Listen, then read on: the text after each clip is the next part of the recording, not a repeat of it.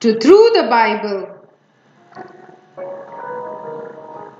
The title of our story today is King Hezekiah and the Assyrian invasion, 2 Kings 18 and 19. This is a story of one of the good kings in the southern kingdom of Judah.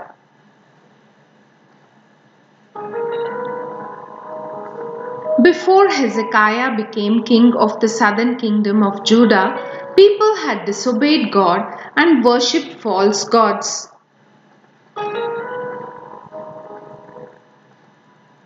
Hezekiah was 25 years old when he became king and reigned in Jerusalem. He was determined to obey God and live by his commands right from the start of his reign.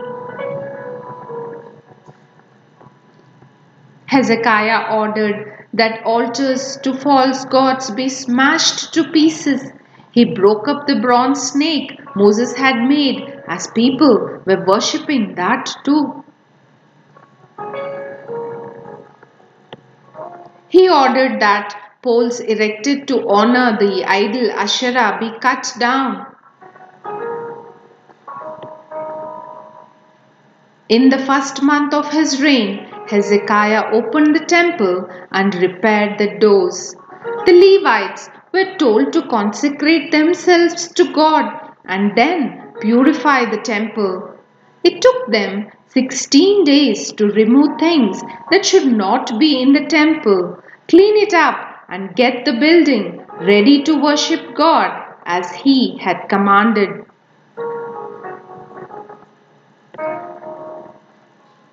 The next day, King Hezekiah gathered the city officials together and went up to the temple to offer sacrifices.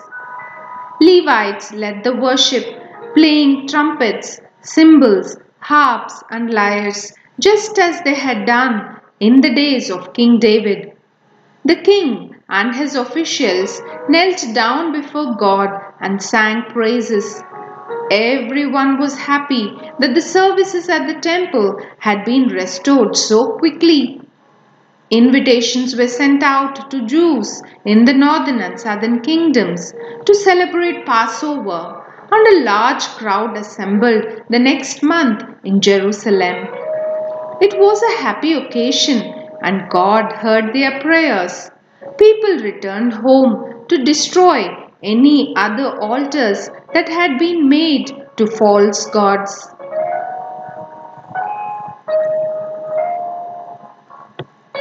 In the 4th year of Hezekiah's reign, King Shalmaneser of Assyria invaded the northern kingdom of Israel, ruled by King Hoshea.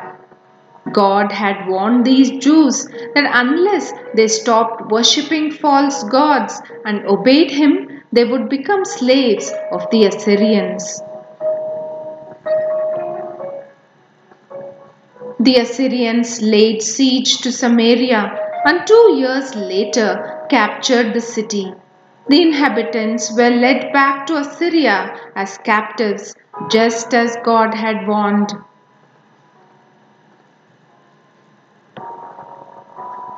10 years later, the Assyrians returned to invade the kingdom of Judah, ruled by King Hezekiah. City after city fell to the powerful Assyrian army. The Assyrians laid siege to the city of Lachish. King Hezekiah knew that Jerusalem would be the next target of this mighty army. He repaired the city walls and prepared for battle. He sent a message to the Assyrians.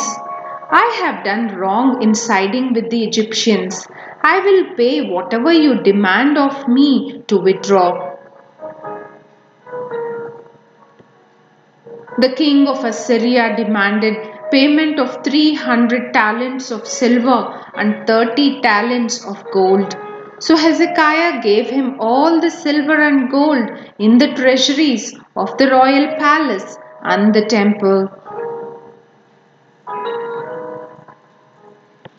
King Sennacherib of Assyria took the money but did not leave the land.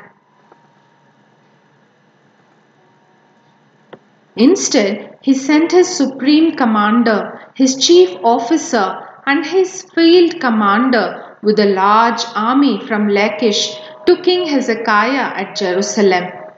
They shouted their demands. Hezekiah urged the people, "Be strong and courageous. Don't be afraid or discouraged because of the king of Assyria and the vast army with him, for there is a greater power with us than with him." Eliakim, son of Hilkiah, the palace administrator, Shebna the secretary, and Joah, son of Asaph, and recorder, went out to them. The Assyrians spoke loudly in Hebrew, so those on the walls could hear them. "You say you are ready for war, but you speak empty words. On whom are you depending that you rebel against me?"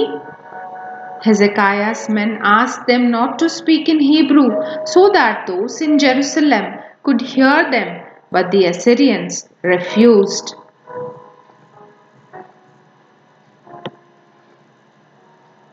They shouted, "The great king of Assyria says, 'Don't let Hezekiah deceive you. He can't deliver you from me. Don't believe him when he tells you that the Lord will rescue you. Has any God been able to stop the Assyrian army?'" Those listening on the wall remained silent as they had been instructed. Hezekiah's officials returned with their clothes torn in grief to report back to the king.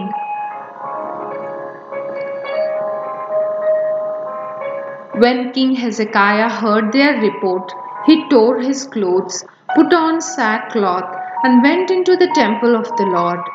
He sent his officials to the prophet Isaiah, who replied, "The Lord says, 'Do not be afraid. The Assyrians have blasphemed me. I will make the Assyrian king hear of a report that will force him to return to his land, where he will be assassinated.'"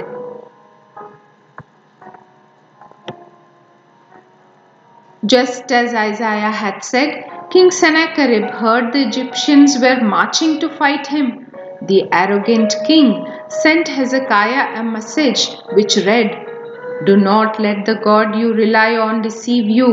Did the gods of other nations I have conquered deliver them?" When Hezekiah got the message, he took it to the temple and spread it out before God. "Look at the words of Sennacherib who ridicules you, Lord," Hezekiah prayed. "Deliver us from the Assyrians, so all nations will know that you alone are God."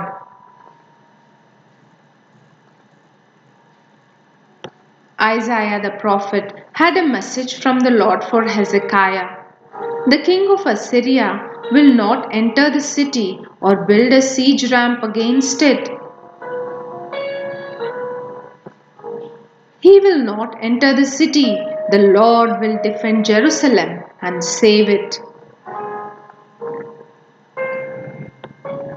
That night, the angel of the Lord went through the Assyrian camp and killed 185,000 men. When the people got up the next morning, there were dead bodies everywhere. King Sennacherib broke camp and withdrew back to Nineveh. One day, while King Sennacherib was worshipping in the temple of his god Nisroch, his sons Admiralek and Sharnazer assassinated him. King Hezekiah ruled for 29 years, serving the Lord and obeyed him.